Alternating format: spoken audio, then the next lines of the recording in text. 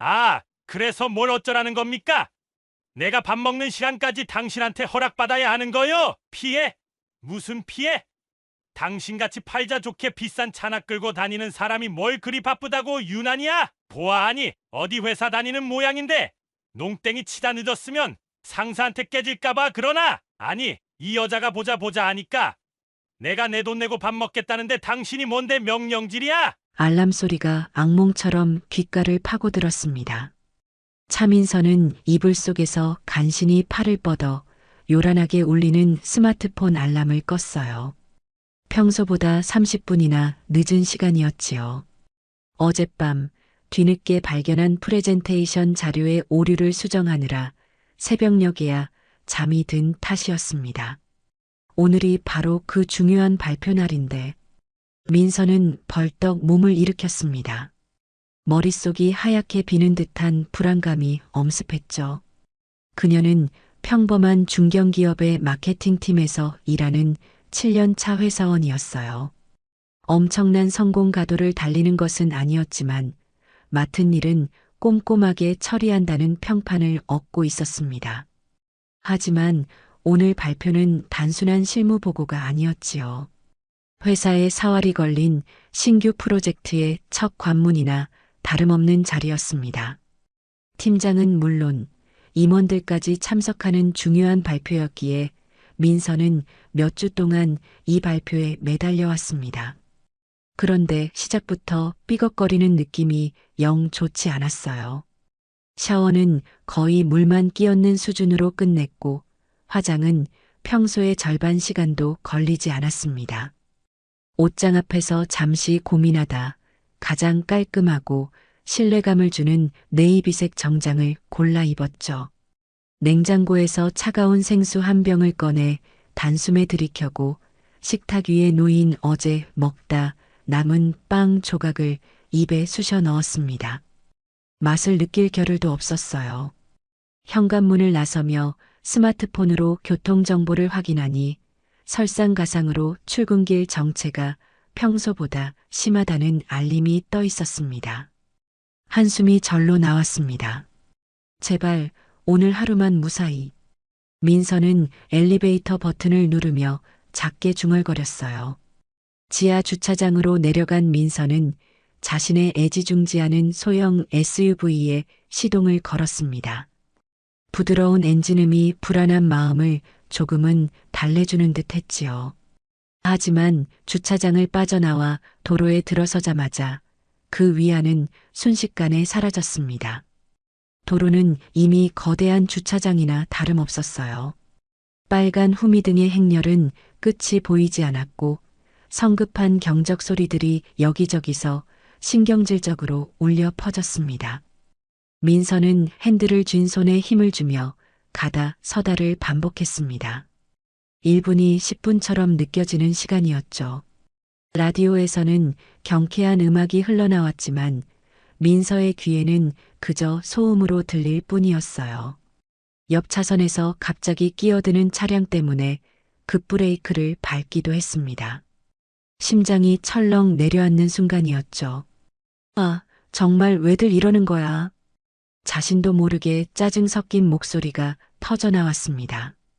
룸미러에 비친 자신의 얼굴은 잔뜩 굳어 있었어요.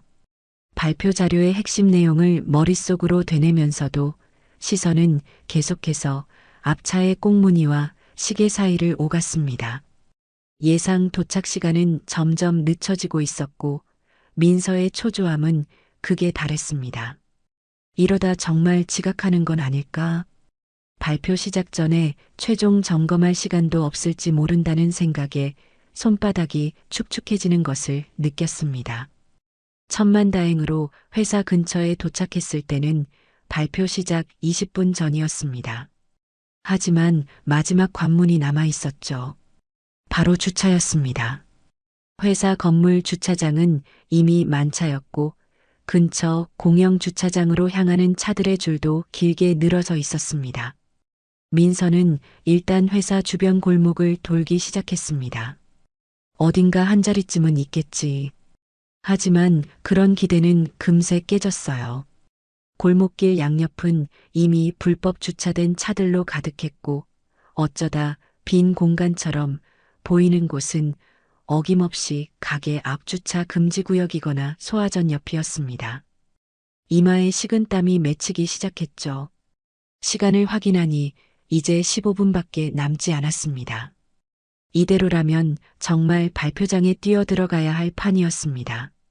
바로 그때 민서의 눈에 한 줄기 빛처럼 보이는 공간이 들어왔습니다.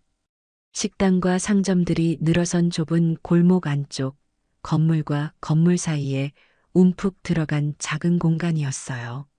누군가 잠시 주차했다가 나간 듯 기적처럼 비어 있었습니다. 합법적인 주차 공간인지 잠시 망설였지만 주변에 주차 금지 표지판도 없었고 다른 차들의 통행을 방해하는 위치도 아니었습니다.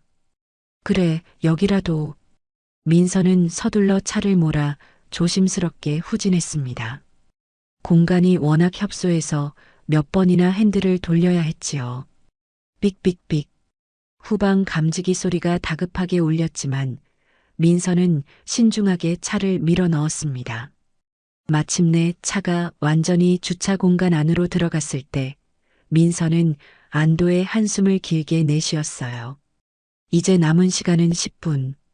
민서는 서둘러 시동을 끄고 발표 자료가 든 노트북 가방과 핸드백을 챙겨 차 문을 잠갔습니다. 골목을 빠져나가 회사 건물 로비로 향하는 그녀의 발걸음은 거의 뛰다시피 빨랐어요. 다행이다. 늦지 않았어. 엘리베이터를 기다리며 민서는 가쁜 숨을 고르고 흐트러진 머리카락을 정리했습니다.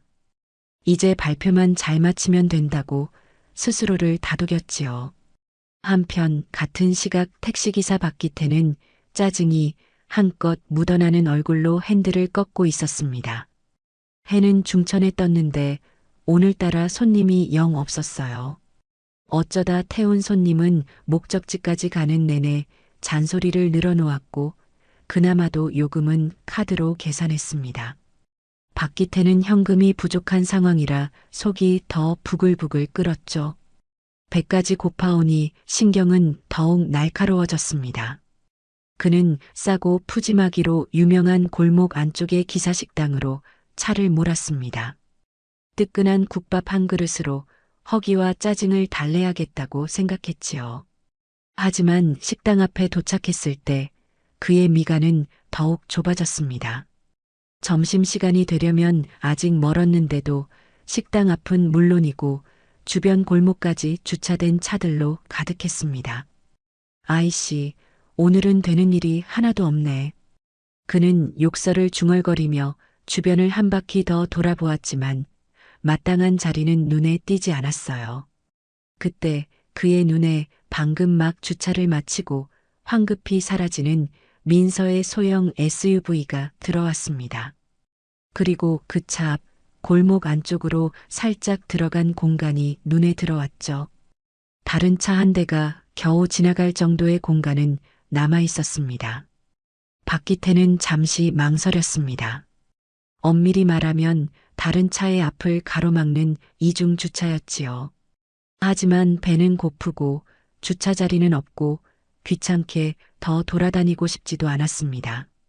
금방 먹고 나올 건데 뭐 어때? 저 차주도 보아하니 근처 회사원 같은데 점심시간 전에는 안 나오겠지? 그는 자신에게 유리한 쪽으로 상황을 해석하며 합리화했습니다. 핸들을 꺾어 민서의 차 앞을 막아 세운 그는 시동을 끄고 차 문을 열었습니다. 에이, 모르겠다. 배고파 죽겠는데. 차에서 내린 박기태는 뻐근한 허리를 두드리며 기지개를 한번 켜고는 뒤도 돌아보지 않고 식당 문을 향해 걸어갔습니다. 그가 잠시 머무를 근방이 누군가에게는 애타는 시간이 되리라는 생각은 조금도 하지 못한 채였습니다. 골목 안에는 민서의 하얀 SUV와 그 앞을 가로막은 박기태의 노란 택시만이 나란히 남겨졌습니다. 숨막힐 듯 긴장되었던 프레젠테이션이 드디어 끝났습니다. 발표 도중 임원 한 명의 날카로운 질문에 잠시 당황하기도 했지만 민서는 침착하게 준비한 자료를 바탕으로 답변했고 결과는 성공적이었습니다. 팀장은 만족스러운 표정으로 민서의 어깨를 두드렸고 동료들도 축하의 말을 건넸죠. 긴장이 탁 풀리면서 온몸에 힘이 빠지는 기분이었습니다. 민서는 자리로 돌아와 찬물을 한 잔 마시며 안도의 숨을 내쉬었어요. 이제 한숨 돌리고 밀린 업무를 처리하면 되겠다고 생각하는 순간 스마트폰이 요란하게 울렸습니다. 발신자는 팀장이었죠. 차민서 씨 발표 수고했어요. 근데 미안하지만 지금 바로 외근 좀 나가줘야겠어요. 네. 팀장님, 갑자기 어디? 거래처에서 긴급 요청이 들어왔어요. 오늘까지 마무리해야 하는 계약건인데 최종 확인 단계에서 문제가 좀 생긴 모양이에요. 차민서 씨가 직접 가서 상황 파악하고 해결해야 할 것 같아요. 아주 중요한 건입니다. 민서의 얼굴에서 핏기가 가시는 듯 했습니다. 겨우 큰 산 하나를 넘었다고 생각했는데 더 급하고 중요한 일이 터진 것이었죠. 알겠습니다, 팀장님. 바로 출발하겠습니다. 민서는 자리에서 일어나 필요한 서류와 노트북을 다시 챙겼습니다. 동료들에게 상황을 간단히 설명하고 사무실을 나서는 그녀의 발걸음은 다시 바빠졌어요. 제발 이번에는 아무 문제 없기를. 엘리베이터를 타고 지하 주차장 대신 골목길로 향하며 민서는 간절히 기도하는 마음이었습니다. 오전에 그 협소한 주차 공간으로 돌아온 민서는 자신의 눈을 의심했습니다. 하얀 SUV 앞을 노란 택시 한 대가 떡하니 가로막고 있었어요. 차량 앞 유리에 연락처는 보이지 않았고 택시 안에도 사람은 없었습니다. 세상에 이걸 어쩌지? 민서는 망연자실한 표정으로 택시 주변을 서성였습니다. 아무리 살펴봐도 차를 빼낼 방법이 없었어요. 좌우 공간이 너무 좁아 택시를 밀어볼 수도 없었고 경적을 울려도 소용없을 것 같았습니다. 일단 택시 외부에 부착된 회사 스티커를 찾아 전화를 걸어보기로 했습니다. 다행히 작은 글씨로 개인 택시 조합 번호와 차량 번호가 적혀 있었어요. 민서는 떨리는 손으로 스마트폰을 꺼내 조합 번호로 전화를 걸었습니다. 하지만 몇 번의 신호음 끝에 들려오는 것은 딱딱한 기계음 뿐이었죠. 지금은 통화량이 많아 연결이 어렵습니다. 잠시 후 다시 걸어주시기 바랍니다. 몇 번을 다시 시도했지만 결과는 마찬가지였습니다. 이번에는 114에 전화해서 택시 번호로 기사 연락처를 문의했지만 개인정보 보호 때문에 알려줄 수 없다는 답변만 돌아왔어요. 112에 신고하는 것도 고려해봤지만 견인차가 들어오기 힘든 좁은 골목이고 사유지에서의 주차 시비는 경찰이 즉각적으로 개입하기 어렵다는 사실을 민서는 알고 있었습니다. 시간은 야속하게 흘러가고 있었습니다. 팀장에게서는 언제쯤 도착 가능해요? 라는 메시지가 와 있었고 거래처 담당자에게서는 부재중 전화가 여러 통 찍혀 있었어요. 민서는 발을 동동 구르며 골목 입구와 택시 사이를 왔다 갔다 했습니다. 혹시 근처 식당에 들어간 것은 아닐까 싶어 가장 가까운 식당 문을 열고 들어가 혹시 노란 택시 기사님 계신가요? 라고 물어보았지만 식당 주인은 고개를 저을 뿐이었죠. 다른 상점 몇 군데에도 들어가 보았지만 허탕이었습니다. 10분이 지나고 20분이 지났습니다. 민서의 인내심은 바닥을 드러내기 시작했어요. 답답함은 분노로 변해갔습니다. 어떻게 사람이 연락처 하나 없이 이렇게 차를 대놓고 사라질 수 있는지 도무지 이해할 수가 없었죠. 잠깐의 편의를 위해 다른 사람에게 이런 엄청난 피해를 주는 이기적인 행동에 치가 떨렸습니다. 대체 언제 나타나는 거야? 민서는 자신도 모르게 소리를 지를 뻔했습니다. 30분이 넘어가자 민서는 거의 자포자기 상태가 되었습니다. 팀장에게는 도저히 제 시간에 도착하기 어려울 것 같다고, 주차 문제로 발이 묶였다고 솔직하게 메시지를 보냈습니다. 팀장에게서 돌아온 답장은 싸늘했죠. 그게 무슨 말입니까? 중요한 계약건이라고 했을 텐데요. 어떻게든 빨리 해결하고 오세요.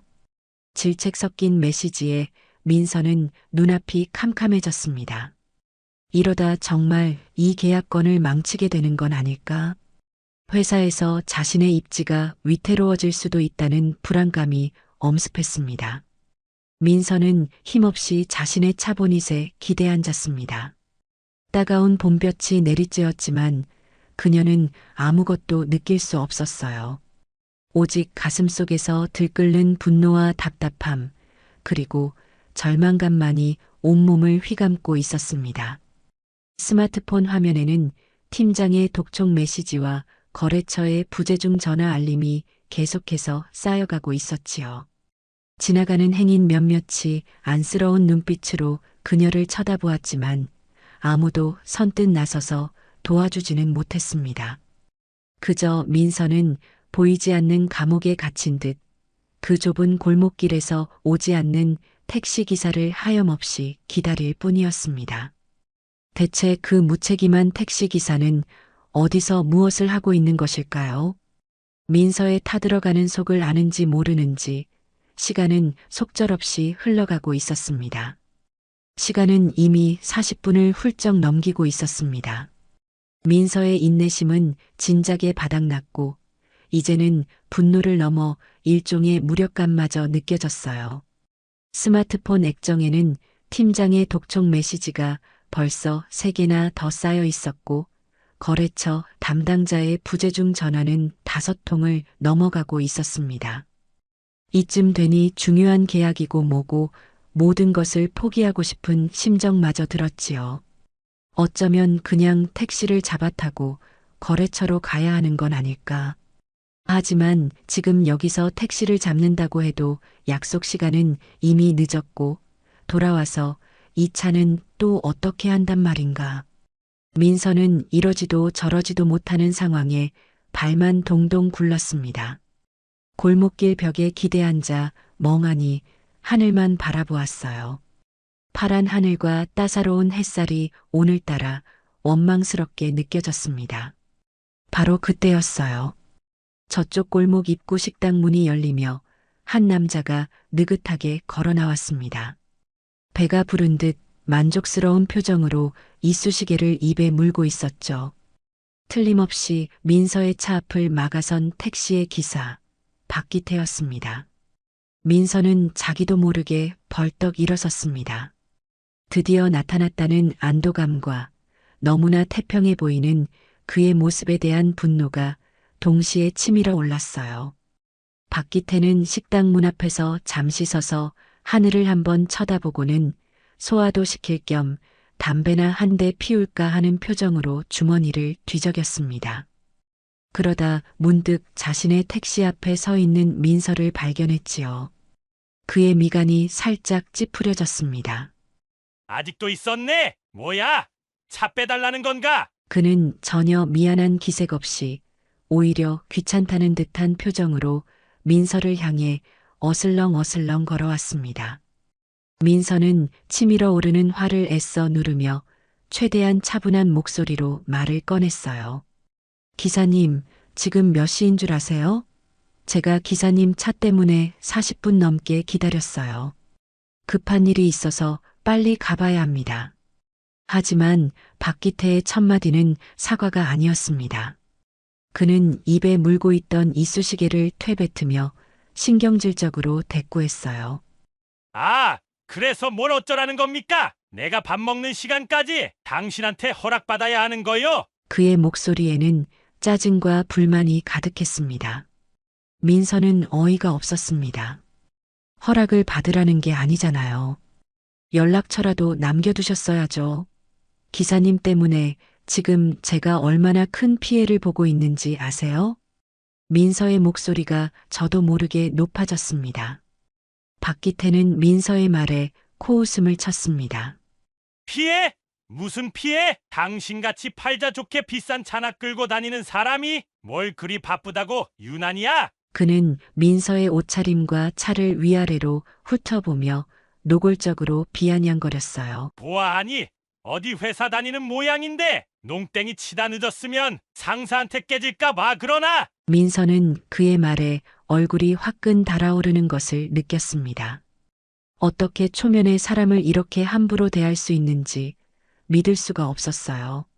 말씀이 너무 심하시네요. 제가 뭘 하든 기사님이 상관할 바 아니고 지금 중요한 건 기사님의 불법 주차 때문에 제가 약속 시간에 늦었다는 겁니다. 당장 차 빼세요. 아니, 이 여자가 보자 보자 하니까 내가 내 돈 내고 밥 먹겠다는데 당신이 뭔데 명령질이야? 박기태는 오히려 눈을 부라리며 큰 소리를 쳤습니다. 그리고 이게 왜 불법 주차야? 잠깐 세워둔 거 가지고 당신 차가 뭔 대단한 차라고 길이라도 막았나? 그는 자신의 행동이 뭐가 문제냐는 듯 뻔뻔한 태도를 유지했습니다. 주변을 지나가던 몇몇 사람들이 힐끔거리며 쳐다보았지만 누구 하나 나서서 말리는 사람은 없었어요. 오히려 싸움 구경이라도 난 듯 흥미로운 눈빛으로 지켜보는 이들도 있었습니다. 민서는 더 이상 이 사람과 말이 통하지 않는다는 것을 깨달았습니다. 됐고요. 빨리 차나 빼주세요. 더 이상 시간 낭비하고 싶지 않으니까. 그녀는 단호하게 말하며 박기태를 노려보았습니다. 박기태는 그런 민서의 태도가 마음에 들지 않는다는 듯 혀를 차며 마지못해 자신의 택시 운전석으로 향했습니다. 에이, 재수없게 시리 별꼴 다 보겠네. 그는 차에 타면서까지 혼잣말로 불평을 늘어놓았습니다. 시동을 거는 소리가 유난히 거슬리게 들렸죠. 그는 일부러 그러는 듯 아주 느릿느릿 차를 움직이기 시작했습니다. 핸들을 몇 번이나 껐다 켰다 하며 시간을 끄는 것처럼 보이기까지 했어요. 그 짧은 순간이 민서에게는 영겁처럼 느껴졌습니다. 마침내 택시가 움직여 민서의 차가 빠져나갈 공간이 확보되었습니다. 민서는 더 이상 박기태와 눈도 마주치고 싶지 않아 곧바로 자신의 차 운전석에 올랐습니다. 시동을 걸고 엑셀러레이터를 밟아 골목을 빠져나오면서 룸미러로 슬쩍 박기태를 보았어요. 그는 여전히 창문을 내리고 민서 쪽을 향해 못마땅한 표정으로 뭐라고 중얼거리고 있었습니다. 골목을 완전히 빠져나온 민서는 잠시 대로변에 차를 세웠습니다. 핸들을 잡은 손이 부들부들 떨리고 있었어요. 심장은 아까부터 미친 듯이 뛰고 있었고 얼굴에서는 열이 났습니다. 분노와 모멸감 그리고 억울함이 뒤섞여 눈물이 핑 돌았습니다. 중요한 계약건을 앞두고 이게 무슨 날벼락이란 말인가. 그녀는 잠시 눈을 감고 심호흡을 했습니다. 진정하자, 차민서. 여기서 무너지면 안 돼. 겨우 마음을 추스른 민서는 다시 차를 출발시켰습니다. 약속 장소까지는 아직도 꽤 달려야 했고 이미 약속 시간은 훌쩍 지나 있었습니다. 과연 거래처 담당자가 기다려줄지 아니면 이대로 모든 것이 끝나버릴지 민서는 불안한 마음으로 운전대를 잡았습니다. 그 와중에도 아까 찍어둔 박기태의 택시 번호와 얼굴 사진은 잊지 않고 저장해 두었어요. 언젠가 이 불쾌한 경험에 대해 책임을 물을 날이 올지도 모른다고 막연하게 생각하면서 말입니다. 박기태는 민서의 차가 시야에서 사라지자 에이, 침이나 뱉어줄 걸 그랬나? 하고 아쉬운 듯 중얼거리며 자신의 택시를 몰아 큰 길로 나섰습니다. 점심을 먹고 나니 졸음이 쏟아지는 듯 했지만 오전에 부진한 수입을 만회하려면 부지런히 손님을 찾아야 했죠. 하지만 그의 바람과는 달리 라디오에서는 따분한 오후 프로그램만 흘러나왔고 택시를 찾는 손님은 좀처럼 나타나지 않았습니다. 망할 놈의 세상, 돈 벌기 참 힘드네. 그는 혼잣말로 불평하며 꾸벅꾸벅 졸음운전을 할 뻔한 순간도 몇 번 있었습니다. 아까 그 재수 없는 여자. 때문에 기분만 잡치고 점심시간도 제대로 즐기지 못했다는 생각에 괜히 더 짜증이 났습니다. 그는 모든 불운을 남의 탓으로 돌리는데 익숙한 사람이었죠. 오후 늦게 박기태는 별다른 소득 없이 지친 몸을 이끌고 자신이 소속된 택시 회사 차고지로 향했습니다. 정식 직원은 아니고 개인 택시 기사였지만 동료들과 정보를 교환하거나 잠시 쉬기 위해 회사 사무실과 휴게실을 자주 이용하곤 했어요. 차고지에 택시를 주차하고 사무실 건물로 들어서자 익숙한 풍경이 펼쳐졌습니다. 담배 연기가 자욱한 휴게실에는 몇몇 기사들이 모여 앉아 시시껄렁한 농담을 주고받거나 TV를 보고 있었고, 사무실 안에서는 전화벨 소리와 서류 넘기는 소리, 그리고 배차 담당 직원의 목소리가 뒤섞여 어수선한 분위기를 자아냈습니다. 박기태는 아무에게도 눈인사 하나 건네지 않고 곧장 탕비실 쪽으로 향했습니다. 이 회사 사무실 분위기는 전반적으로 좀 삭막한 편이었습니다. 기사들 간의 경쟁도 치열했고 회사 운영진과 기사들 사이에 보이지 않는 갈등도 늘 존재했죠. 박기태는 특히나 동료들 사이에서 평판이 좋지 않았습니다.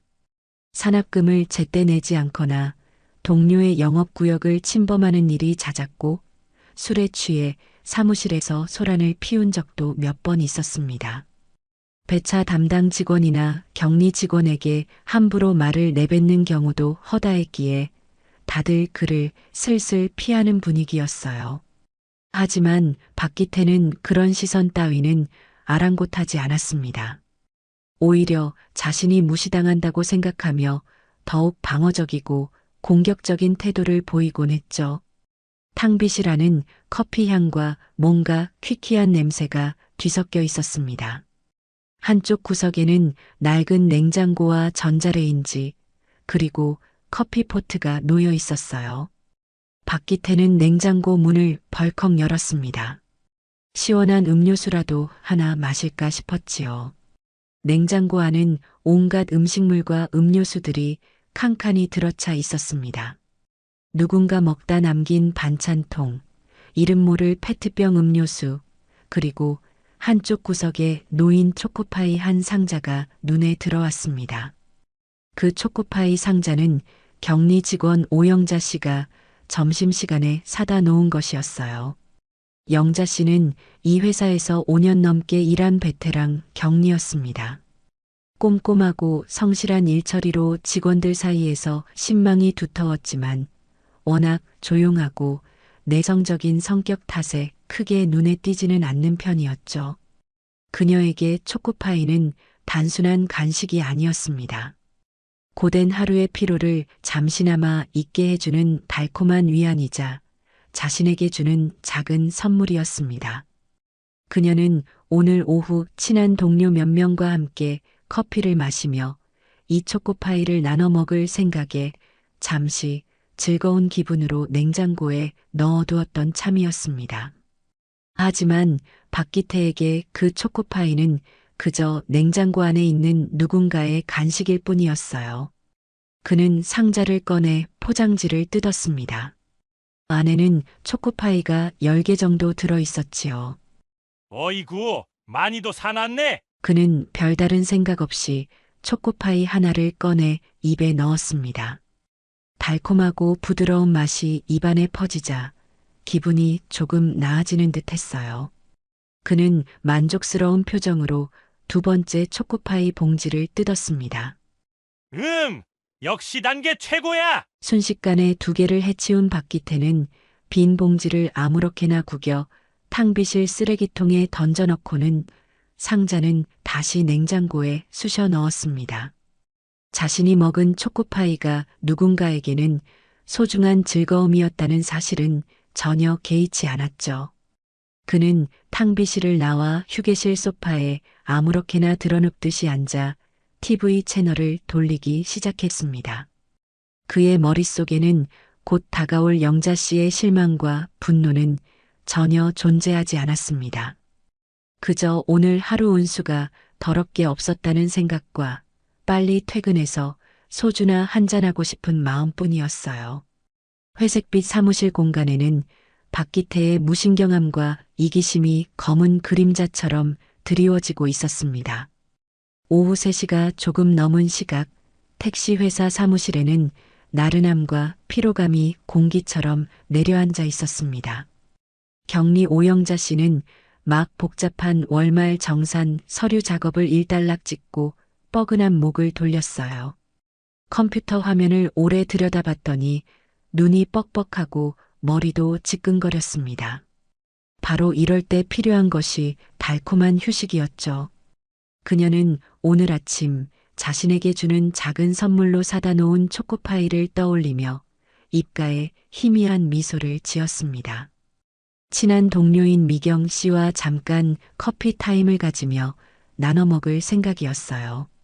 미경 씨, 잠깐 커피 한잔 할래요? 내가 맛있는 거 가져왔는데. 영자 씨는 옆자리 미경 씨에게 윙크하며 속삭였습니다. 미경 씨도 기다렸다는 듯이 환하게 웃으며 고개를 끄덕였죠. 두 사람은 잠시 하던 일을 멈추고 탕비실로 향했습니다. 탕비실 입구에서 영자 씨는 냉장고 문을 열며 말했어요. 짜잔, 오늘 나의 소확행. 그러나 냉장고 안을 들여다본 영자 씨의 얼굴은 순간 굳어버렸습니다. 자신이 넣어둔 초코파이 상자가 열려 있었고 그 안이 휑하게 비어 보였기 때문이었죠. 내가 몇 개 사왔더라. 그녀는 분명 12개들이 한 상자를 사와서 그대로 넣어두었던 것으로 기억했습니다. 상자를 꺼내 확인해 보니 안에는 초코파이가 8개밖에 남아있지 않았어요. 2개가 아니라 4개나 사라진 것이었습니다. 이상하다. 내가 잘못 기억했나? 영자 씨는 고개를 갸웃거렸습니다. 혹시 다른 직원이 먹었을 수도 있다고 생각했지만 보통 누군가의 간식을 먹을 때는 미리 물어보거나 메모라도 남겨두는 것이 사무실의 암묵적인 룰이었습니다. 왜 그래요, 영자 씨? 미경 씨가 영자 씨의 표정을 살피며 물었습니다. 아니, 초코파이가 몇 개 없어져서요. 혹시 누가 먹었는지 못 봤어요? 글쎄요. 난 못 봤는데. 아까 박기태 기사님이 탕비실에 한참 있던 것 같긴 하던데. 미경 씨가 무심코 던진 말에 영자 씨의 심장이 덜컥 내려앉는 기분이었습니다. 설마 하는 생각이 머리를 스쳤죠. 영자 씨는 미경 씨에게 잠시만 기다리라고 말하고는 휴게실 쪽으로 고개를 돌렸습니다. 아니나 다를까 휴게실 소파에는 박기태가 거의 드러눕다시피 한 자세로 앉아 TV를 보고 있었습니다. 그의 옆 테이블에는 커피 자국과 함께 구겨진 초코파이 봉지 2개가 보란듯이 놓여 있었어요. 그것도 아주 익숙한 바로 그 초코파이 봉지였습니다.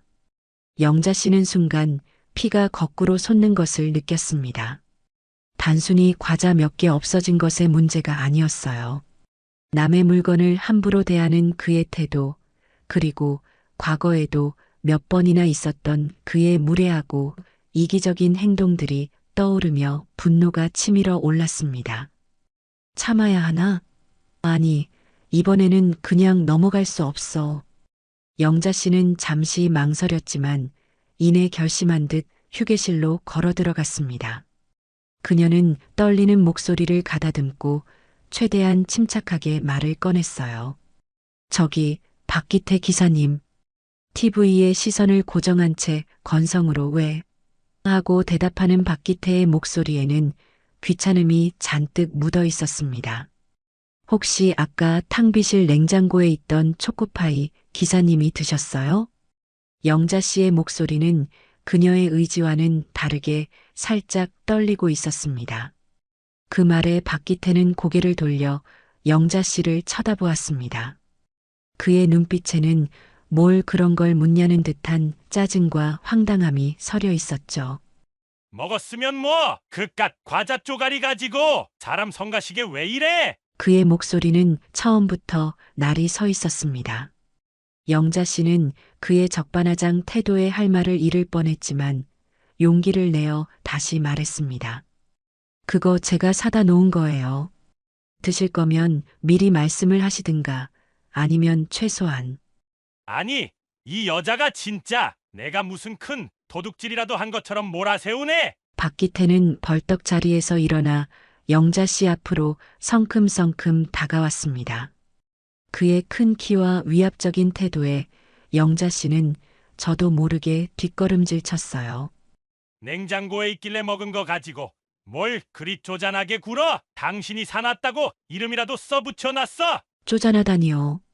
기사님 말씀이 너무 심하시잖아요. 영자 씨의 눈가에 눈물이 핑 돌기 시작했습니다.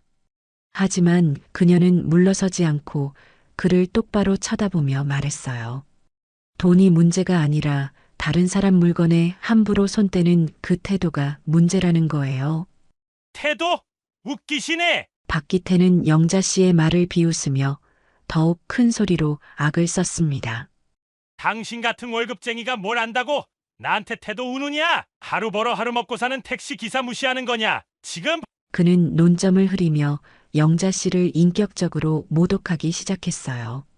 하여튼 여자들이란 사소한 거에 목숨 걸어요. 그러니 시집도 못 가고 혼자 늙어가는 거 아니야. 그 순간 영자 씨의 머릿속에서 무언가가 툭하고 끊어지는 소리가 들리는 듯 했습니다. 시집이라니, 혼자 늙어간다니.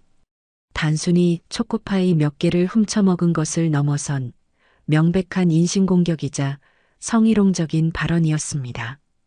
사무실에 있던 다른 직원 몇몇이 싸움 소리를 듣고 휴게실 입구로 모여들었지만 험악한 분위기에 누구 하나 선뜻 끼어들지 못하고 안절부절 못하고 있었어요.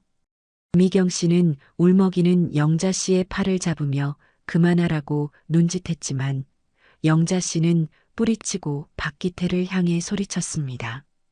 지금 뭐라고 하셨어요? 다시 말해보세요. 기사님이야말로 나이값도 못하고 이게 무슨 무례한 짓이에요. 뭐? 물에 이 여편너가 진짜 맞고 싶나? 박기태는 주먹을 불끈 쥐며 위협적인 자세를 취했습니다. 바로 그때 사무실 관리팀장이 소란을 듣고 달려왔습니다. 아니, 이게 무슨 소란입니까? 박 기사님, 오영자 씨, 두 분 다 진정하세요. 팀장이 박기태와 영자 씨 사이를 막아서며 겨우 상황을 중재하려 했지만 이미 엎질러진 물이었습니다. 영자 씨는 터져나오는 울음을 참지 못하고 휴게실을 뛰쳐나가 화장실로 달려갔습니다. 박기태는 여전히 분이 풀리지 않는 듯 별것도 아닌 거 가지고 사람 잡네. 진짜. 라며 팀장에게까지 불평을 늘어놓았습니다. 화장실 칸 안에 몸을 숨긴 영자 씨는 흐느껴 울기 시작했습니다. 서러움과 분노, 그리고 수치심이 온몸을 휘감는 듯 했죠. 고작 초코파이 4개 때문에 이런 모욕을 당해야 하다니. 하지만 그녀를 더욱 비참하게 만든 것은 박기태의 뻔뻔한 태도와 그를 제대로 제지하지 못하는 회사 동료들, 그리고 어쩌면 이 일이 그냥 이렇게 유야무야 덮여버릴지도 모른다는 현실이었습니다. 그녀는 흐르는 눈물을 닦으며 거울 속 자신의 비참한 모습을 바라보았습니다. 아니, 이렇게 끝낼 수는 없어. 그녀의 눈빛이 차갑게 변하기 시작했습니다. 박기태의 그 오만하고 추악한 얼굴을 떠올리며 영자 씨는 마음속 깊은 곳에서부터 단단한 결심이 움트는 것을 느꼈습니다. 이번만큼은 절대로 그냥 넘어가지 않으리라고. 반드시 그 대가를 치르게 하리라고 말입니다. 화장실에서 한참을 울고 난 뒤 영자 씨는 퉁퉁 부은 눈으로 자리로 돌아왔습니다. 사무실 공기는 여전히 어색하고 무겁게 가라앉아 있었죠. 동료들은 애써 그녀의 눈치를 보며 위로의 말을 건네려 했지만 영자 씨는 그 어떤 말도 귀에 들어오지 않았습니다. 그녀의 머릿속은 오직 조금 전 겪었던 끔찍한 모욕과 박기태에 대한 분노로 가득 차 있었어요. 박기태는 이미 자리를 뜬 후였지만 그의 추악한 말들은 마치 메아리처럼 귓가에 맴돌았습니다. 쪼잔하다, 시집도 못 가고 혼자 늙는다, 맞고 싶냐. 단순한 절도 문제를 넘어선 명백한 인격살인이었습니다. 영자 씨는 지난 5년간 이 회사에서 겪었던 일들을 떠올렸습니다. 박기태는 처음부터 문제였습니다. 술에 취해 사무실에 들어와 행패를 부린 적도 있었고 다른 기사들과 주먹 다짐 직전까지 간 적도 여러 번이었죠. 사소한 규정 위반은 일상이었고 동료 직원들에게 반말과 막말을 일삼는 것도 하루 이틀 일이 아니었습니다. 그때마다 관리팀장은 좋은 게 좋은 거라며 어물쩍 넘어가거나 박기태에게 가벼운 경고를 주는 선에서 마무리하곤 했어요. 영자 씨 자신도 몇 번 그의 무례한 언행에 불쾌감을 느꼈지만 일이 커지는 것이 싫어 참고 넘겼던 적이 많았습니다. 하지만 오늘은 달랐습니다. 사람들 앞에서 당한 공개적인 모욕과 위협은 그녀의 마음에 깊은 상처를 남겼고 더 이상 침묵해서는 안 된다는 생각을 하게 만들었죠. 회사에 정식으로 문제 제기를 해야 할까? 영자 씨는 잠시 고민했습니다. 하지만 이내 고개를 저었어요. 관리팀장이 이번에도 박기태를 두둔하거나 솜방망이 처벌로 끝낼 것이 뻔했습니다. 어쩌면 오히려 자신에게 왜 일을 크게 만드냐, 좋게 좋게 넘어가라며 회유하려 들지도 몰랐습니다. 회사 내에서는 정의를 기대하기 어렵다는 절망감이 그녀를 덮쳤습니다. 그렇다면 방법은 하나뿐이었습니다. 회사 외부의 힘, 바로 법의 힘을 빌리는 것이었죠. 고소. 내가 과연 할 수 있을까? 소송이라는 단어는 평범한 회사원인 영자 씨에게 너무나 멀고 무겁게 느껴졌습니다. 시간도 오래 걸릴 것이고 비용도 만만치 않을 터였습니다. 어쩌면 사람들은 고작 초코파이 4개 때문에 소송까지 거는 자신을 이상하게 생각하거나 비웃을지도 몰랐습니다. 박기태가 보복이라도 하면 어쩌나 하는 두려움도 슬그머니 고개를 들었죠. 친한 동료 미경 씨에게 자신의 생각을 털어놓자 그녀 역시 걱정스러운 얼굴로 말했습니다. 영자 씨, 마음은 알겠는데 박 기사 그 사람 보통 아니잖아요. 괜히 긁어부스럼 만드는 거 아닐지 걱정돼요. 그냥 이번만 참고 넘기는 게. 동료의 진심 어린 걱정에도 불구하고 영자 씨의 마음은 흔들리지 않았습니다. 오히려 자신의 결심은 더욱 확고해졌어요. 이것은 단순히 초코파이의 문제가 아니라 자신의 존엄성을 지키기 위한 싸움이었습니다. 여기서 물러선다면 앞으로도 자신은 계속해서 부당한 대우를 참고 살아야 할지도 몰랐습니다. 그녀는 인터넷을 통해 절도죄, 모욕죄, 소액심판 청구 등의 키워드를 검색하기 시작했습니다. 법률 용어는 어렵고 절차는 복잡해 보였지만 그녀는 포기하지 않고 관련 정보들을 꼼꼼히 읽어내려갔습니다. 변호사 상담 비용이 부담스러웠기에 일단 혼자서 소송을 진행할 수 있는 방법을 찾아보기로 했죠. 대한법률구조공단이나 무료 법률 상담 서비스에 대한 정보도 수집했습니다. 다음 날부터 영자 씨는 조용히 증거 수집에 나섰습니다. 가장 중요한 것은 당시 상황을 입증할 객관적인 자료였어요. 그녀는 먼저 관리팀의 사무실 휴게실 CCTV 영상 열람을 요청했습니다. 처음에는 회사 내부 일이니 조용히 해결하자며 난색을 표하던 팀장도 영자 씨의 단호한 태도에 결국 CCTV 영상을 확인할 수 있도록 허락해 주었습니다. 다행히 CCTV에는 박기태가 냉장고에서 초코파이를 꺼내 먹는 장면과 이후 영자 씨와 언쟁을 벌이며 위협적인 행동을 하는 모습까지 일부 녹화되어 있었습니다. 영자 씨는 해당 영상 파일을 확보했습니다. 다음은 목격자 진술이었습니다. 당시 휴게실 입구에 모여 있던 동료들에게 조심스럽게 증언을 부탁했어요. 대부분은 박기태와의 관계가 껄끄러워질 것을 우려해 망설였지만 평소 영자 씨의 성실함을 알고 지지해주던 미경 씨를 포함한 2명의 동료가 기꺼이 사실 확인서를 작성해 주기로 했습니다. 그들은 박기태가 영자 씨에게 퍼부었던 폭언과 모욕적인 말들을 최대한 객관적으로 기록해 주었죠. 영자 씨는 자신이 초코파이를 구매했던 편의점에 들러 카드 결제 영수증도 다시 발급받았습니다. 이것은 박기태의 명백한 절도 행위를 입증하는 중요한 증거가 될 터였습니다. 증거들을 하나하나 모으고 정리하면서 영자 씨는 두려움 대신 차분함과 용기를 되찾아갔습니다.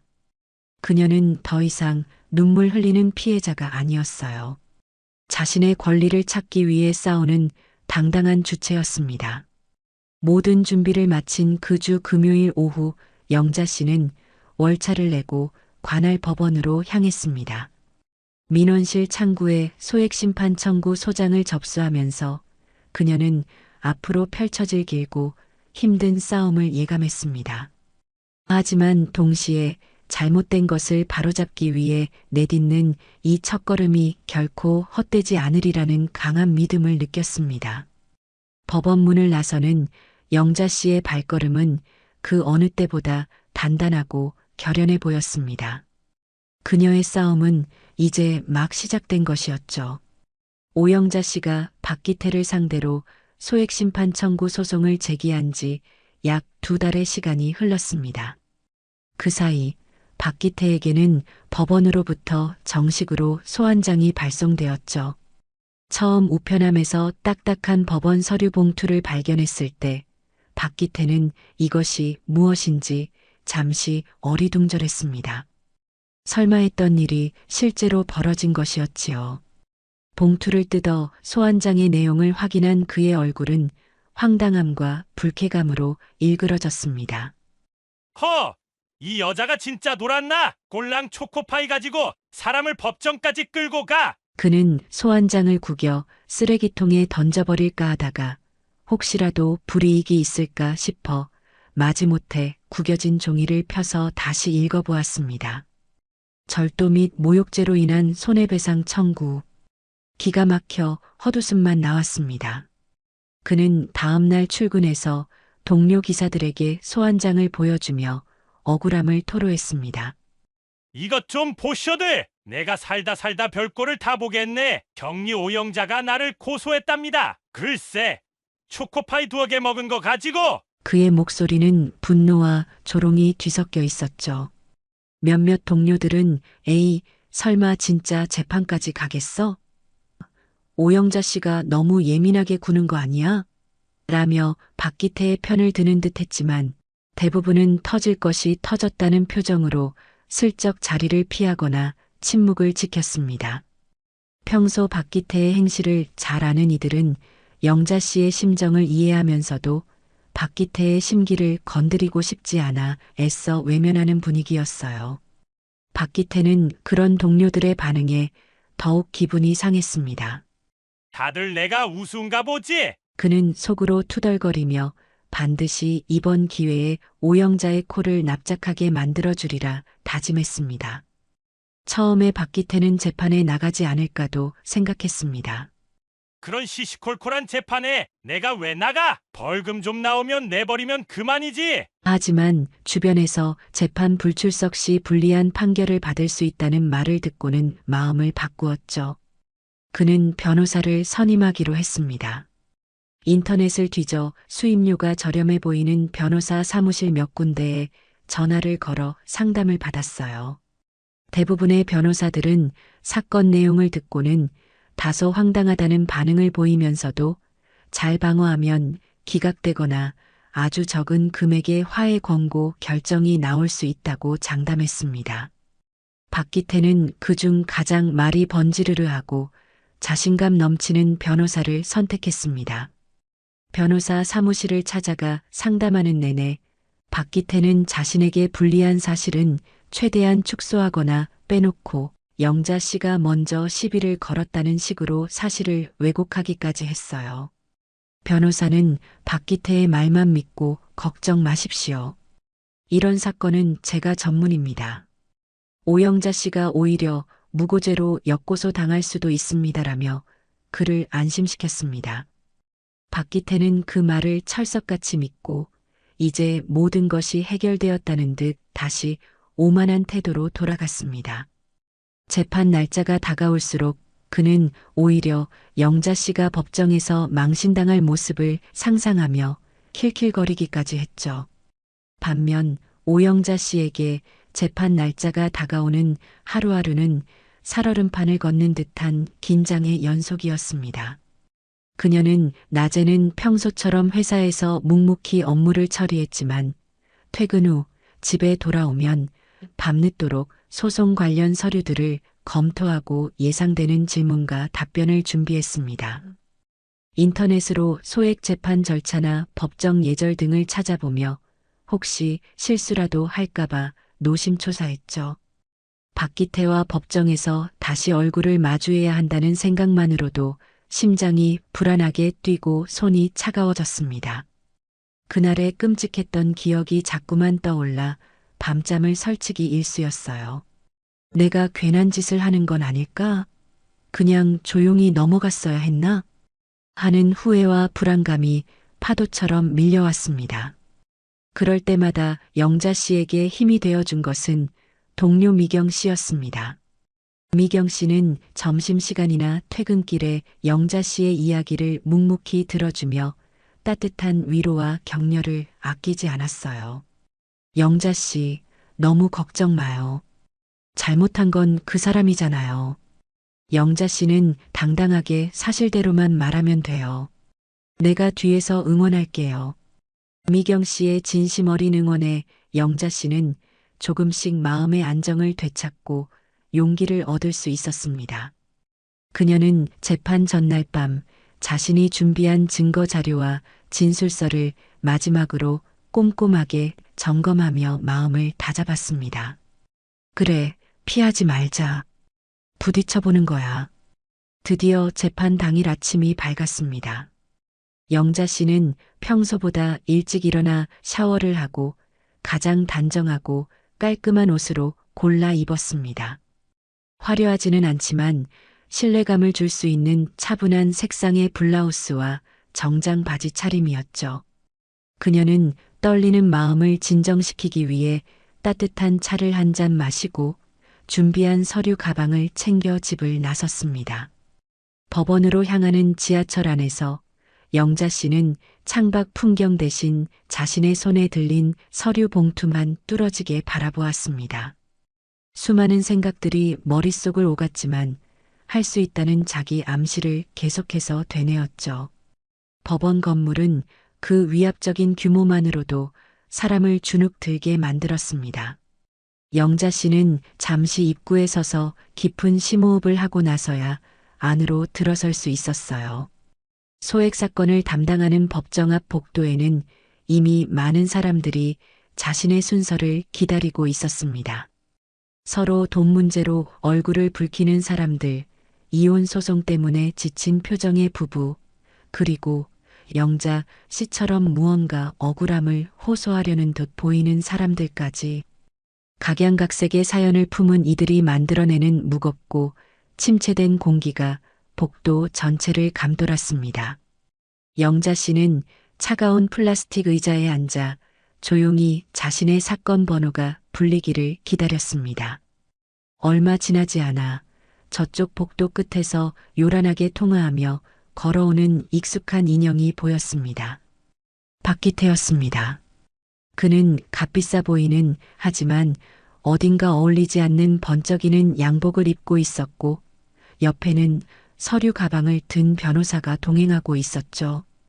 박기태는 복도에 앉아있는 영자 씨를 발견하고는 잠시 걸음을 멈추고 그녀를 향해 경멸과 조롱이 뒤섞인 미소를 흘렸습니다. 영자 씨는 애써 그의 시선을 피하며 고개를 숙였어요. 하지만 심장은 아까보다 훨씬 더 빠르게 뛰기 시작했습니다. 박기태는 보란 듯이 큰 소리로 변호사와 이야기를 나누며 영자 씨 근처를 서성거렸습니다. 아이고, 변호사님, 저 여자 좀 보시오. 지가 뭘 잘했다고 저렇게 와서 앉아 있는지 아주 콩밥을 먹여줘야 정신을 차리지. 그의 목소리는 복도 전체에 울려 퍼졌고 주변 사람들의 시선이 잠시 영자 씨에게 쏠렸습니다. 영자 씨는 얼굴이 화끈거리는 것을 느끼며 두 손을 더욱 세게 움켜쥐었습니다. 드디어 법정 문이 열리고 직원이 사건 번호와 당사자들의 이름을 호명했습니다. 원고 오영자 씨, 피고 박기태 씨, 들어오십시오. 영자 씨는 떨리는 다리를 애써 움직여 법정 안으로 들어섰습니다. 박기태와 그의 변호사도 거만한 표정으로 뒤따라 들어왔죠. 법정 내부는 TV 드라마에서 보던 것보다 훨씬 더 작고 현실적이었습니다. 정면 높은 곳에 판사석이 있었고 그 아래로 법원서기 자리가 있었습니다. 원고석과 피고석이 마주보고 있었고 뒤쪽으로는 몇 개의 방청석이 놓여 있었지만 텅 비어 있었습니다. 벽에는 태극기와 법원 휘장이 걸려 있었고 전체적으로 차갑고 엄숙한 분위기가 감돌았습니다. 영자 씨는 원고석에, 박기태와 변호사는 피고석에 자리를 잡고 앉았습니다. 숨막히는 정적이 잠시 흘렀습니다. 잠시 후 법정 뒤쪽 문이 열리고 법원 서기가 들어와 자리에 앉아 컴퓨터를 켰습니다. 이어서 옆문으로 법복을 입은 판사가 들어섰습니다. 모두 자리에서 일어나 주십시오. 서기의 말에 영자 씨와 박기태 측이 자리에서 일어났습니다. 판사는 영자 씨나 박기태보다 훨씬 나이가 많아 보이는 근엄하고 지적인 인상의 중년 남성이었습니다. 그의 이름은 차영준. 그는 피곤한 기색이 역력했지만 날카로운 눈빛만은 살아있었습니다. 그는 천천히 판사석으로 걸어가 자리에 앉으며 법정 안을 한번 쓱 둘러보았습니다. 그의 시선이 영자 씨와 박기태에게 잠시 머물렀지만 그 어떤 감정도 읽을 수 없는 무표정한 얼굴이었죠. 법정 안의 누구도 그가 바로 몇 달 전 박기태에게 막말과 불법 주차로 봉변을 당했던 회사원 차민서의 아버지라는 사실을 꿈에도 알지 못했습니다. 자리에 앉으십시오. 차분하고 무게감 있는 판사의 목소리가 법정 안에 울려 퍼졌습니다. 모두 자리에 앉자 판사는 앞에 놓인 사건 서류를 잠시 검토하기 시작했습니다. 그의 미간에 희미한 주름이 잡혔다가 펴지기를 반복했습니다. 그는 서류에서 눈을 떼고 원고석의 영자 씨를 향해 입을 열었습니다. 원고 오영자 씨, 본인 맞으시죠? 네, 맞습니다. 영자 씨는 떨리는 목소리로 대답했습니다. 판사는 이어서 피고석을 향해 물었습니다. 피고 박기태 씨, 그리고 피고 측 소송대리인 변호사님 맞으시죠? 박기태는 건성으로 고개를 까딱였고 변호사가 네, 맞습니다. 재판장님. 하고 공손하게 대답했습니다. 본 재판은 원고 오영자 씨가 피고 박기태 씨를 상대로 제기한 손해배상 청구 소송입니다. 판사는 사건 개요를 간략하게 설명하고 재판 절차를 안내했습니다. 그의 목소리는 냉정하고 사무적이었지만 어딘가 모르게 듣는 이를 집중시키는 힘이 있었습니다. 먼저 원고 측부터 청구 원인에 대해 진술해 주시기 바랍니다.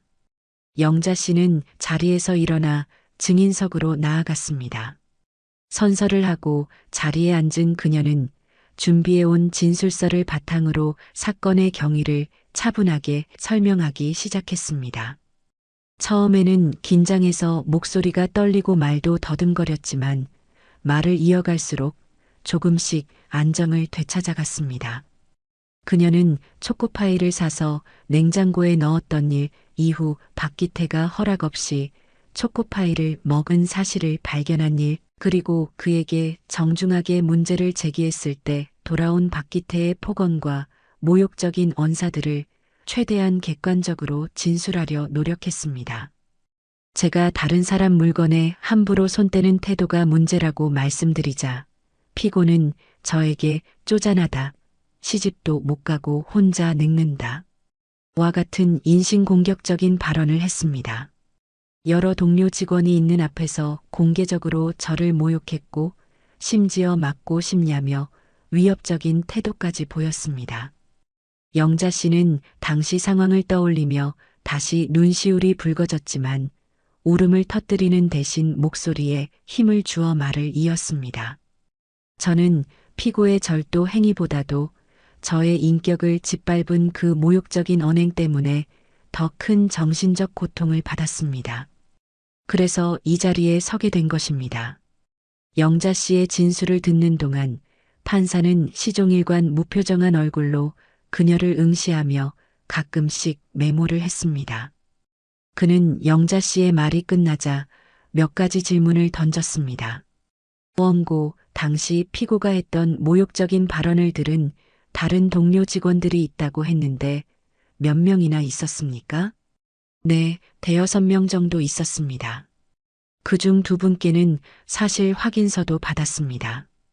피고가 맞고 싶냐고 말하며 위협적인 행동을 했다고 했는데 구체적으로 어떤 행동이었습니까?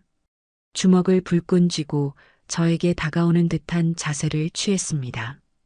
저는 큰 위협을 느꼈습니다.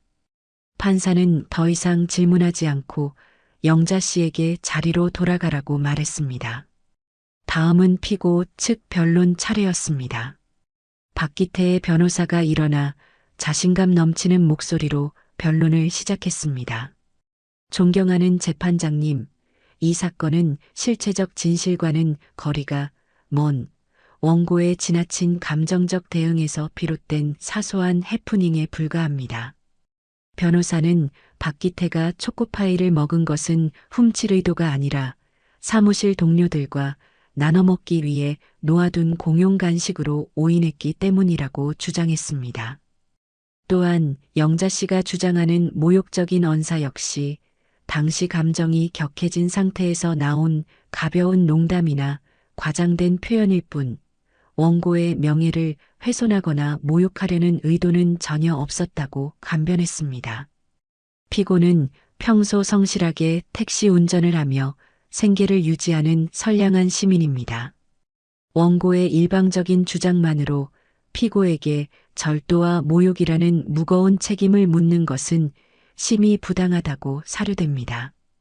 변호사의 변론이 끝나자 판사는 피고 박기태에게 직접 할 말이 있는지 물었습니다. 박기태는 자리에서 일어나 거만한 표정으로 입을 열었습니다. 재판장님, 저는 정말 억울합니다. 제가 뭘 그렇게 잘못했습니까? 초코파이 그거 얼마나 한다고 제가 훔쳤겠습니까? 그리고 저 여자가 먼저 저한테 시비를 걸었습니다. 제가 좋게 말했는데도 계속 따지고 들길래 저도 모르게 언성이 좀 높아진 것뿐입니다. 무슨 욕을 하고 때릴 것처럼 위협했다는 건 전부 거짓말입니다. 그는 오히려 자신이 피해자라는 듯 뻔뻔하게 주장했습니다. 그의 말투와 태도에는 반성의 기미라고는 조금도 찾아볼 수 없었습니다.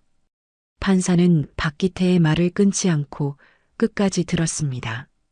그리고는 날카로운 눈빛으로 그를 응시하며 질문을 던졌습니다. 피고, 그렇다면 원고가 제출한 CCTV 영상과 동료 직원들의 사실 확인서는 어떻게 설명하시겠습니까? 영상에는 피고가 냉장고에서 초코파이를 꺼내 먹는 장면과 원고에게 언성을 높이는 모습이 담겨 있고 사실 확인서에는 피고가 원고에게 모욕적인 발언을 했다는 내용이 기재되어 있습니다만 박기태는 당황한 기색이 역력했습니다. 변호사가 옆에서 무언가 속삭였지만 그는 제대로 답변하지 못하고 우물쭈물했습니다.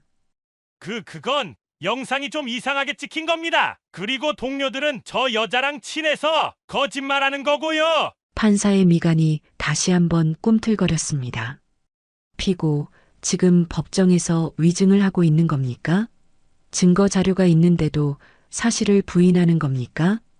판사의 목소리는 낮고 차분했지만 그 안에 담긴 무게감은 법정 전체를 압도했습니다. 박기태는 판사의 추궁에 입을 다물고 고개를 숙였습니다. 이어서 증거 조사가 진행되었습니다. 영자 씨가 제출한 CCTV 영상이 법정 스크린에 재생되었고 동료 직원들의 사실 확인서 내용이 낭독되었습니다. 초코파이 구매 영수증도 증거로 채택되었죠. 박기태 측 변호사는 증거의 신빙성에 대해 이런저런 이의를 제기하려 했지만 판사는 객관적인 증거 앞에서 그의 주장을 받아들이지 않았습니다. 모든 증거 조사가 끝나고 양측의 최종 변론 시간이 주어졌습니다. 영자 씨는 마지막으로 자신의 입장을 차분하게 정리하여 진술했습니다.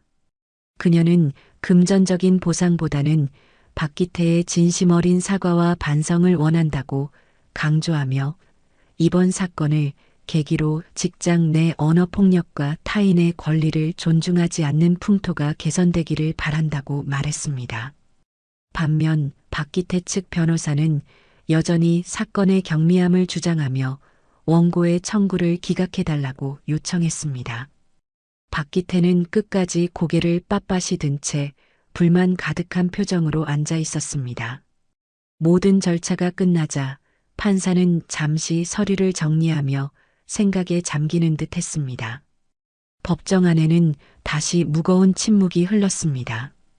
영자 씨는 초조하게 판사의 입만 바라보았고 박기태는 지루하다는 듯 다리를 떨고 있었습니다.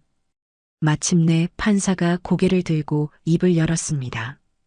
본 사건에 대한 심리를 모두 마쳤습니다. 판결은 그는 잠시 말을 멈추고 법정 안을 천천히 둘러보았습니다. 그의 시선이 피고석의 박기태에게 마지막으로 한 번 더 머무는 듯 했습니다. 그 짧은 순간 판사의 눈빛에 아주 희미하지만 차가운 분노와 경멸감이 스쳐 지나가는 것을 영자 씨는 본 것 같다고 느꼈습니다. 다음 주 월요일 오후 2시에 이 법정에서 선고하겠습니다.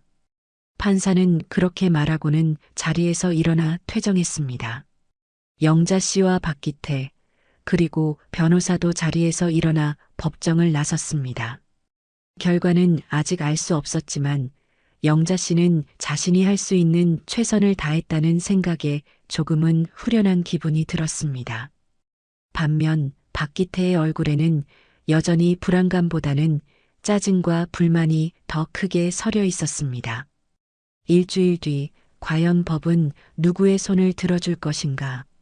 운명의 시간이 다가오고 있었습니다. 판결 선고까지 남은 일주일은 오영자 씨에게도 박기태에게도 각기 다른 의미로 길고 지루한 시간이었습니다. 영자 씨는 하루에도 몇 번씩 천국과 지옥을 오가는 기분을 느꼈어요. 재판정에서 판사가 박기태의 뻔뻔한 태도를 질책하는 듯했던 순간을 떠올리면 승소에 대한 희망이 부풀어 올랐다가도 그래봤자 초코파이 4개인데 얼마나 큰 벌이 내려질까 하는 현실적인 생각에 인해 불안감에 휩싸이곤 했습니다. 그녀는 혹시라도 패소하거나 아주 적은 벌금형에 그칠 경우 박기태가 더욱 기고만장해져 자신에게 보복하지 않을까 하는 두려움마저 느꼈죠. 밤에는 잠을 설치고 낮에는 업무에 집중하기 어려웠습니다. 미경 씨는 그런 영자 씨를 옆에서 묵묵히 지지해주며 너무 걱정 마요. 판사님이 현명하게 판단해 주실 거예요. 그리고 무슨 일이 생기면 우리 동료들이 영자 씨 곁에 있을 거고요라며 용기를 북돋아 주었습니다. 영자 씨는 그 말에 작은 위안을 얻으며 초조하게 판결의 날을 기다렸습니다. 반면 박기태는 일주일 내내 특유의 오만함과 허세를 부리며 지냈습니다. 그는 재판이 끝나자마자 마치 자신이 승소라도 한 것처럼 동료들에게 떠벌리고 다녔어요. 그 격리 계집 아주 법정에서 꼴이 말이 아니더구먼. 변호사님이 어찌나 논리적으로 반박을 잘하시던지 판사도 내 편인 것 같더라니까. 그는 영자 씨가 오히려 무고죄로 처벌받을 수도 있다는 변호사의 말을 철석같이 믿고 있었고 판결은 그저 형식적인 절차일 뿐이라고 여겼습니다. 회사 사무실에서도 여전히 목소리를 높이고 거들먹거리며 다녔고, 심지어 자신을 은근히 피하는 동료들에게 내가 뭘 잘못했다고 다들 나를 피해? 내가 판결 나오면 보자. 라며 으름장을 놓기도 했습니다. 변호사에게서 몇 번 연락이 왔지만 그는 알아서 잘 처리하시고 결과만 알려주시오. 라며 전화를 끊어버리기 일쑤였죠. 그는 다가올 파국을 전혀 예감하지 못한 채 자신의 어리석은 자신감에 취해 있었습니다. 드디어 판결 선고일. 일주일 전과 같은 시간, 같은 법정 앞에 다시 선 영자 씨와 박기태, 그리고 그의 변호사. 법정으로 향하는 복도의 공기는 일주일 전보다 더 무겁고 차갑게 느껴졌습니다. 영자 씨는 애써 담담한 표정을 지으려 노력했지만 세차게 뛰는 심장 소리가 귀에 들리는 듯 했어요. 박기태는 여전히 팔짱을 낀 채 다리를 떨며 초조함보다는 지루함이 역력한 표정으로 서 있었습니다. 그의 변호사는 연신 서류를 뒤적이며 무언가를 중얼거렸지만 그의 얼굴에도 지난번과는 다른 긴장감이 서려 있는 듯 보였죠. 잠시 후 법정 문이 열리고 당사자들이 안으로 들어섰습니다. 자리에 앉아 판사가 들어오기를 기다리는 짧은 순간은 영겁처럼 길게 느껴졌어요. 마침내 연문이 열리고 차영준 판사가 법복을 입고 들어섰습니다. 모두 자리에서 일어나 주십시오. 서기의 안내에 따라 모두 기립했고 판사는 묵묵히 판사석에 앉아 정면을 응시했습니다. 그의 얼굴은 지난번과 마찬가지로 어떤 감정도 읽을 수 없을 만큼 평온했지만 법정 전체를 휘감는 엄숙한 기운은 더욱 짙어진 듯 했습니다. 자리에 앉으십시오.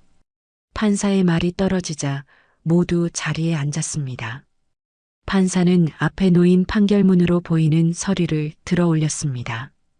법정 안의 모든 시선이 그의 입으로 집중되었죠.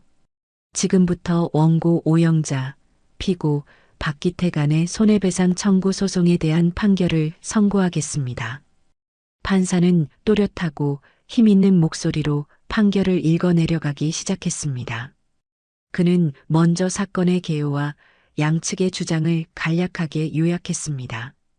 영자 씨의 피해 사실 주장과 박기태 측의 반박 논리를 차례로 언급했죠.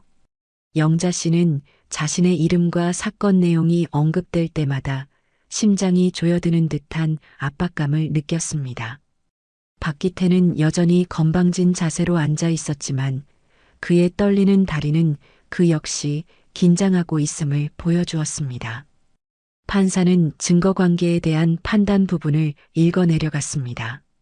원고가 제출한 CCTV 영상, 증인들의 사실 확인서, 영수증 등의 증거 자료와 법정에서의 진술 등을 종합적으로 고려할 때 피고 박기태가 원고 오영자 소유의 초코파이를 동의 없이 취식한 사실, 그리고 이 과정에서 원고에게 모욕적인 언사를 하고 위협적인 태도를 보인 사실이 모두 인정됩니다.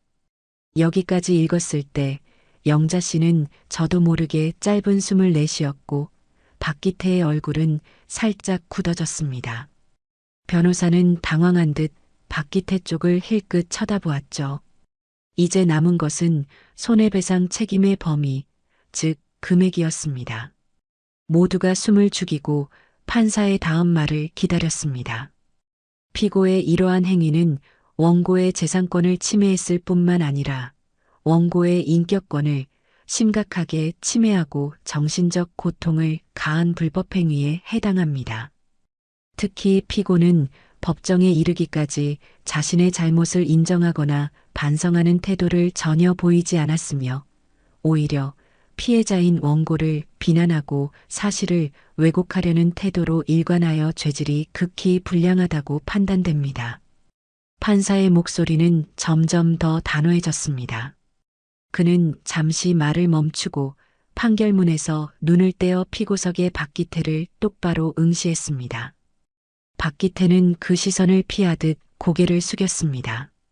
따라서 피고 박기태는 원고 오영자에게 불법행위로 인한 손해배상 책임을 부담해야 할 것입니다. 판사는 다시 판결문을 내려다보며 마지막 문장을 읽었습니다. 이에 주문과 같이 판결합니다. 주문. 피고 박기태는 원고 오영자에게 금 600만 원 및 이에 대한 이 사건 소장 부본 송달일 다음 날부터 다 갚는 날까지 연 12%의 비율로 계산한 돈을 지급하라. 소송 비용은 피고가 부담한다. 이 판결은 가집행할 수 있다. 600만 원. 그 금액이 선고되는 순간 법정 안의 공기가 잠시 얼어붙는 듯 했습니다. 영자 씨는 자신의 귀를 의심했습니다. 고작 초코파이 4개가 1,200원의 수천 배에 달하는 금액이었습니다. 그녀는 너무 놀라 입을 작게 벌린 채 판사석을 멍하니 바라보았습니다. 눈에서는 자신도 모르게 뜨거운 눈물이 주르륵 흘러내렸습니다. 그것은 슬픔의 눈물이 아니라 억울함과 서름이 씻겨 내려가는 듯한 안도와 감격의 눈물이었어요. 반면 피고석에서는 거의 비명에 가까운 소리가 터져나왔습니다. 뭐라고요? 600만 원? 아니, 판사 양반! 이게 말이 되는 소리요! 박기태는 벌떡 자리에서 일어나 판사석을 향해 고래고래 소리를 질렀습니다. 그의 얼굴은 하얗게 질렸다가 금세 시뻘겋게 달아올랐고 분노와 당혹감으로 온몸을 부들부들 떨고 있었죠. 옆에 앉아있던 변호사 역시 망연자실한 표정으로 굳어 있었습니다. 그 역시 기껏해야 몇십만 원 수준의 벌금이나 화해, 권고를 예상했지 이런 엄청난 금액이 선고되리라고는 상상조차 못했던 것이었습니다. 피고, 정숙하십시오. 판사가 엄중한 목소리로 경고했지만 박기태는 이미 이성을 잃은 듯 했습니다. 이건 미친 판결이야! 내가 뭘 그렇게 잘못했다고 600만 원을 내놓으라는 거요! 판사 당신, 저 여자랑 무슨 관계라도 있는 거 아니오? 그는 판사를 향해 막말까지 퍼붓기 시작했습니다. 경위, 피고를 법정 밖으로 퇴정시키시오. 판사가 단호하게 명령했습니다. 법정 경위 2명이 달려와 흥분한 박기태의 양팔을 붙잡았습니다. 박기태는 이건 나! 억울해! 이 재판 무효야! 라고 외치며 거세게 저항했지만 결국 힘에 밀려 법정 밖으로 끌려나갔습니다. 그의 변호사는 어쩔 줄 몰라 하며 창백해진 얼굴로 고개만 숙이고 있었죠. 법정 안은 순식간에 아수라장이 되었다가 박기태가 사라지자 다시 무거운 침묵만이 감돌았습니다. 판사는 잠시 흐트러진 법복을 정돈하고는 아직도 눈물을 닦고 있는 영자 씨를 향해 비교적 부드러운 목소리로 말했습니다. 원고, 오늘 수고 많으셨습니다. 이제 돌아가셔도 좋습니다. 영자 씨는 판사에게 고개 숙여 인사하고는 아직도 떨리는 다리로 천천히 법정을 나섰습니다. 복도에는 조금 전 박기태가 끌려나가며 남긴 소란의 흔적이 남아 있었지만 영자 씨의 마음은 이상하리만치 평온했습니다. 무거운 짐을 내려놓은 듯한 해방감과 함께 세상의 정의가 아직 완전히 죽지는 않았다는 작은 희망을 느꼈기 때문이었죠. 법원 건물을 나서자 눈부신 햇살이 그녀를 맞이했습니다.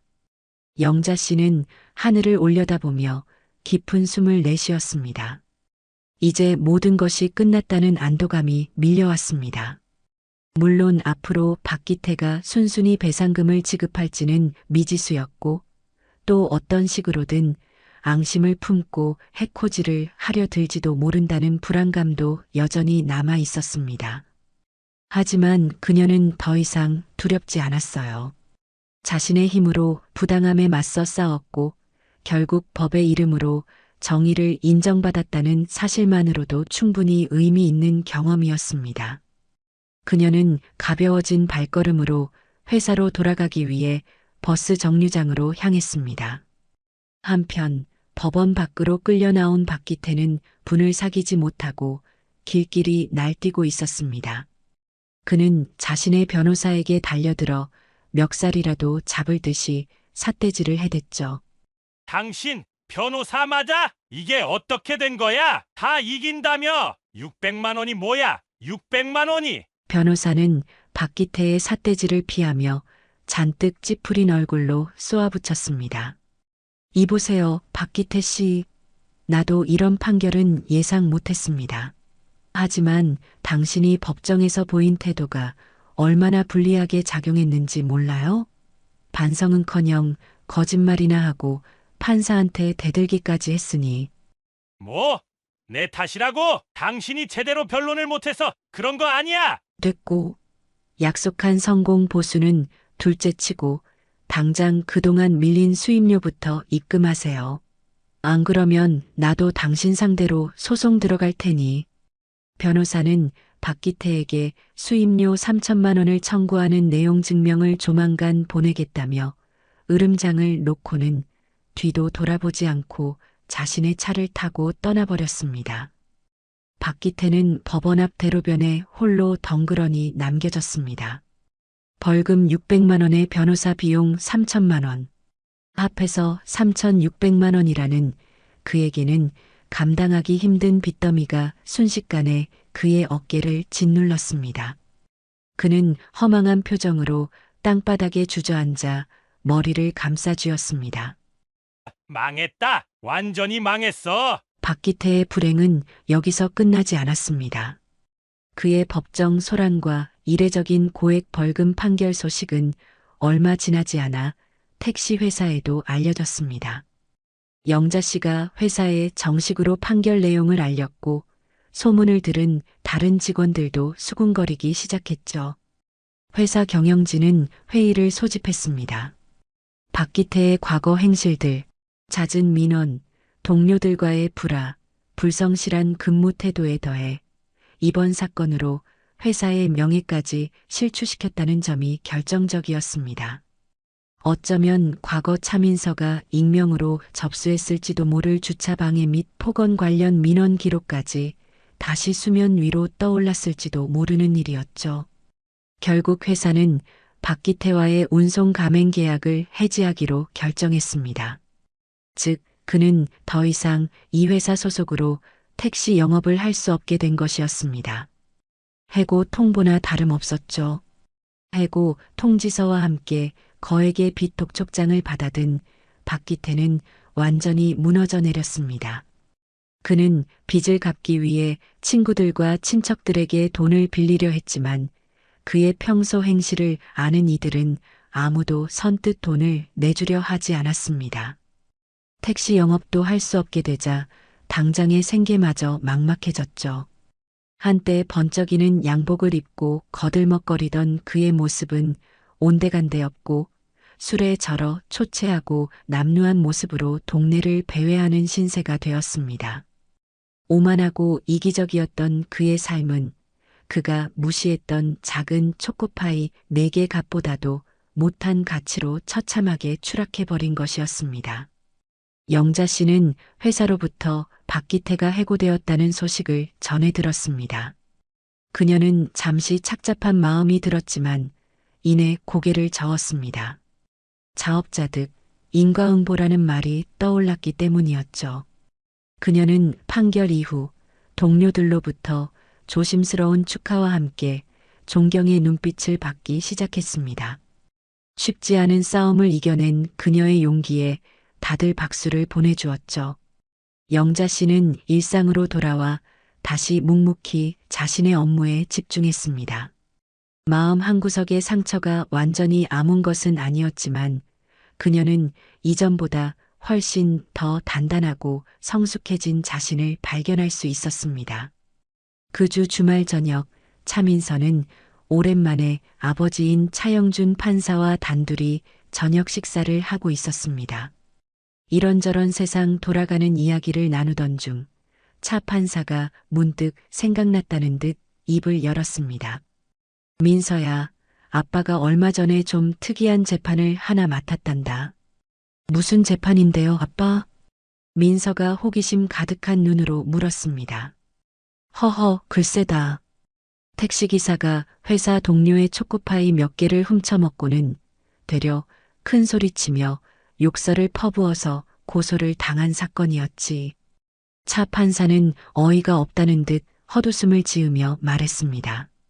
피고인 택시기사의 태도가 어찌나 오만하고 반성의 기미가 없던지 내가 판사 생활하면서도 참 보기 드문 경우였단다. 민서는 아버지의 말을 듣는 순간 숨을 잠시 멈추었습니다. 택시기사, 오만함, 반성 없는 태도. 몇 달 전 자신이 겪었던 끔찍했던 기억과 너무나도 정확하게 겹쳐졌기 때문이었죠. 설마 하는 생각이 그녀의 머릿속을 빠르게 스쳐 지나갔습니다. 그래서 어떻게 됐는데요? 민서가 애써 태어난 척 물었습니다. 괘씸죄를 적용할 수는 없지만 죄질이 워낙 불량해서 법정 최고형에 가까운 벌금을 선고했지. 아마 평생 자신이 뭘 잘못했는지 깨닫지 못할 사람 같더구나. 차 판사는 씁쓸한 표정으로 말했습니다.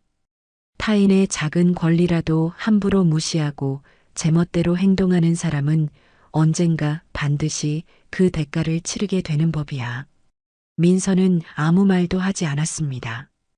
그저 조용히 아버지를 바라보았죠. 아버지 역시 민서가 과거에 어떤 택시기사에게 봉변을 당했는지 자세히 알지는 못했지만 딸의 눈빛에서 무언가를 읽은 듯 했습니다. 부녀 사이에는 잠시 말없는 정적이 흘렀습니다. 하지만 그 침묵 속에는 서로에 대한 깊은 이해와 암묵적인 공감이 자리하고 있었죠. 민서의 입가에 아주 희미하지만 후련함과 만족감이 뒤섞인 미소가 떠올랐습니다. 세상은 참 알다가도 모를 일투성이네요, 아빠. 민서가 잔잔한 목소리로 말했습니다. 그렇지. 그래서 더더욱 바르게 살려고 노력해야 하는지도 모르겠구나. 차 판사가 딸의 어깨를 가볍게 두드리며 대답했습니다. 그날 밤 민서는 오랜만에 깊고 편안한 잠을 잘 수 있었습니다. 자신을 괴롭혔던 불쾌한 기억의 마지막 퍼즐 조각이 맞춰진 듯한 기분이었습니다.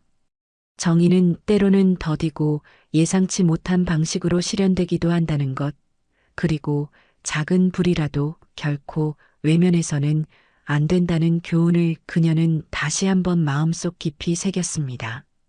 세상의 모든 박기태들에게 경종을 울리듯 그날 밤하늘에는 유난히 밝고 선명한 별들이 총총히 떠 있었습니다.